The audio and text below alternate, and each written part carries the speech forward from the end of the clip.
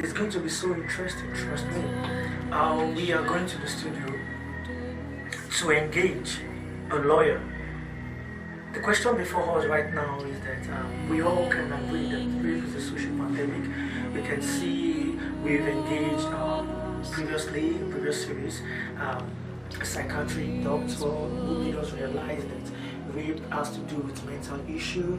We also see rendition coming from Arams and also a rap rendition coming from Lawyer Tosin Taiwo. And the final series, we want to look at the legal perspective on rape. So the question is, how do you define rape? What is rape from a legal perspective? So join me in the studio with Lawyer. Thank you. Good morning. As you can see, I'm presently in the office of Barrister Solicitor Tosin Taiwo here in Abeokuta. Now we want to look at the legal perspective that is as related to rape. So good morning, sir. Good morning. Thank you very much for this wonderful time for sparing out of your busy schedule for this interview. My pleasure having you around. We really appreciate it. Without wasting much of your time, sir, rape is becoming more of a new social pandemic, I should call it. And just recently, the Inspector General of Police said that within 5 months this year, we have 717 cases, reported cases of rape. And we can also understand that there will be some unreported cases too. Definitely. So this is becoming a social concern, sir. Which leads me to the first question.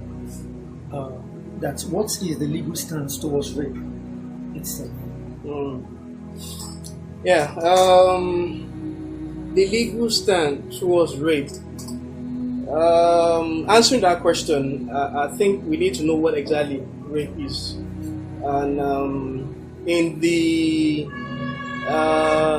general definition, rape could be said to be the carnal knowledge of a woman without her consent.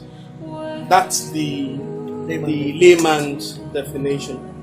And that means that rape can only occur when we have a woman being violated, not on the other way around, not male. The male counterpart are not actually catered for in that respect. And that means that the person must have been forcefully taken advantage of without consent. I hope we got that. Yes. And in the legal definition, it said forceful carnal knowledge of a girl or a woman without her consent, and even if there's consent, without with the person having the legal right to consent. Because the law had accommodated the female gender in 2 classes, a girl, a woman. Just like a child do not have the legal capacity to contract, the law recognizes that a child do not have the legal capacity to consent. Okay. You understand? Whereas the woman had the legal capacity to consent, but also had the legal capacity to decline that consent. So the law had to accommodate the fact that if we are saying that it's a forceful carnal knowledge of a woman without her consent, but where that consent is also not a consent that could be given, it could be also said to be rape. Because you can always come up with the fact, she consented. It was not forceful. It's a situation where we've been lovers, and having to now draw the line in between when consent is given and when rape happened now has to do with having to evaluate all the scenarios that took place before the incident happened. Wow. So now coming back to the legal, definitely the act of rape is immoral, and if morality itself calls for what would do that the society will not frown at, or that will better the society with morals. But when it's immoral, that means that act itself is against the social acceptance.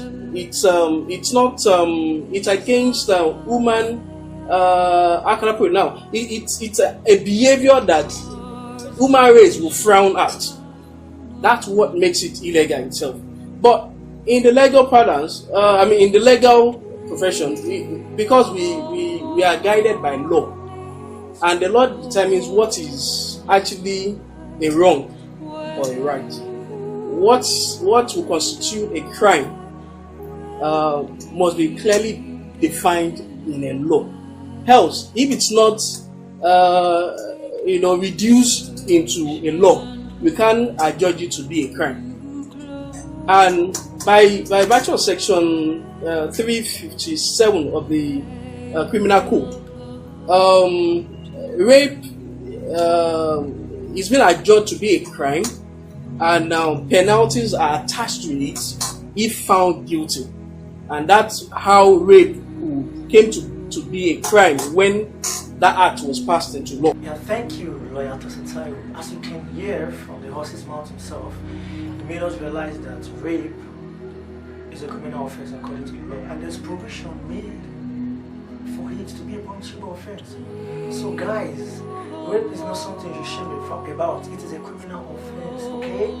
And so, in our next series, we want to treat this question: how can one gather evidences? Adequate evidences in order to prove someone that is guilty of rape actually guilty. So please join me in the next episode with Lawyer Tosin Taiwo.